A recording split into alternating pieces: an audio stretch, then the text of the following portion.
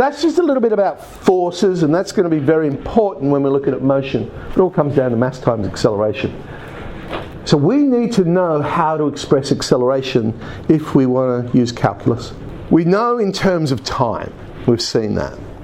Now there are other ways of expressing velocity and acceleration. We can do it in terms of displacement rather than time. So we don't actually need to know about time, we just need to know how much the object's been displaced.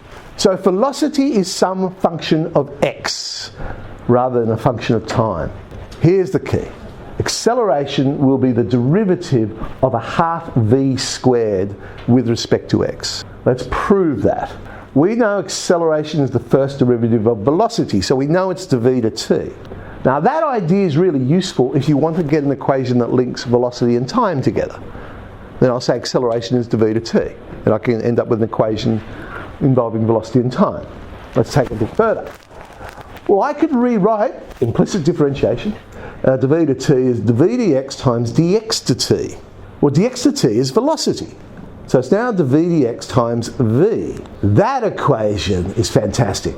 That's really useful when you want to link velocity and displacement, and truth be known, that's the one I will generally use rather than this d dx of a half v squared. Easier to go v to v dx, which we'll see in our examples. But v I could rewrite. V is the derivative of a half v squared with respect to v. Differentiate half v squared, you get v. The v's cancel, and there it is. So these two are the ones we often use. I would recommend using the v to v dx rather than the d dx of a half v squared. Do an example and show you why. Particle moves in a straight line. We love straight line motion. Acceleration is 3 minus 2x. So acceleration is in terms of displacement. We're going to find its velocity in terms of x, given that v is 2 when x is 1. So we know the velocity is 2 when the displacement is 1. All right, let's do the d dx of a half v squared. Let's see what happens. So d dx of a half v squared is 3 minus 2x. So a half v squared would be 3x minus x squared plus a constant. Now I've got to go and find the constant. When x is 1, velocity is 2, sub that in. Ooh, lucky, constant 0, so if I did forget about the constant, I would have got off on this one. So velocity squared is 6x minus 2x squared. I've conveniently multiplied both sides by 2. Velocity, therefore, is plus or minus. Hang on a sec. How can I have both a positive velocity and a negative velocity? And that's because we've taken time out of the equation. So it is possible that at a particular position you could have both a positive and a negative velocity. You're just there at different times. At one time it's got a positive velocity, at another time it's got a negative velocity. So it is possible. All right, how I would do it. Because as you know, I hate finding constants. I find definite integrals so much easier. And if we do it with v to v dx, all I now have to do is separate the variables. Because we know with our limits, when x is 1, v is 2. We're trying to find an equation that links x and v. The definite integral will sort any problems with constants out for me. You'll notice I still get the half v squared on the left-hand side. So it comes through anyway. And then I get half v squared minus 2 is 3x minus x squared minus 2, and I have the same answer that we got before. 6x minus 2x squared. I just think it's cleaner, neater, quicker. My opinion for what it's worth. This gives us some interesting information because we know velocity squared has to be positive. Well, if that's true, 6x minus 2x squared must be greater than or equal to 0. If I solve that quadratic equation, I get that x is in between 0 and 3. I now know something about this particle. It travels, very boring life, but it just travels between 0 and 3. That's all it does. It's just going to travel between 0 and 3, can't go outside that path. Particle's acceleration given by 3x squared. You see the particle is 1 unit to the right of the origin, travelling with a velocity of root 2. In the negative direction, we're going to find displacement in terms of time. Hang on a sec, there's no mention of time in my equation. V to v dx is 3x squared. Acceleration is 3x squared. Separate the variables. I've been told that when x is 1, velocity is negative root 2. I'm going to link velocity and displacement together first. Integrate both sides, sub in. I have velocity squared is 2x cubed.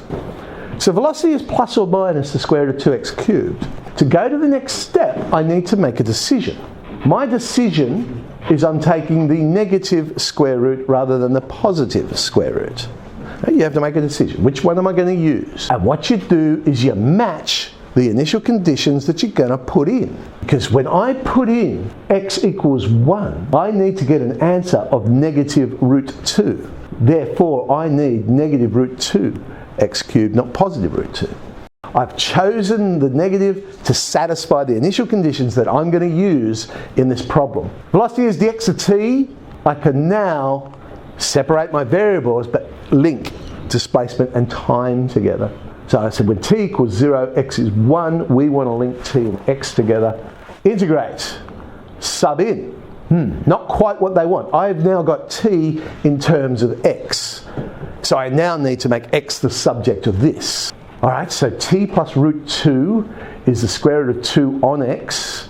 So 2 on x is t plus root 2 squared. There we go. X is 2 over t plus root 2 all squared. Let's look at an HSC question. Particle is moving along the x-axis. Now you'll notice it says extension 1 here, because this actually used to be the extension 1 course. They moved it into the extension 2 course. Don't know why. Maybe they thought it was too hard for extension 1. Show that velocity is equal to x squared plus 1. Well, v to v dx is 2x cubed plus 2x. Separate my variables. Substitute in, rearrange. Oh look, perfect square. V squared is x squared plus 1 squared. The big mistake to make here is to go, oh, velocity is x squared plus 1. You need to put down why you chose the positive. So yep, I've shown it's x squared plus 1, but why did I pick the positive rather than the negative? I've said, well look, velocity's got to be greater than 0 in order to satisfy my initial conditions. Hence find an expression for x in terms of t. dx to t then is x squared plus 1. Separate the variables. Substitute in. There's t in terms of x. Rearrange. Now, how crazy did I go on this? I've got to make x the subject. Yeah, a mere mortal might leave it like that. Yeah, that's better. Tan plus tan or 1 minus tan tan. Alright, that'll do us for now.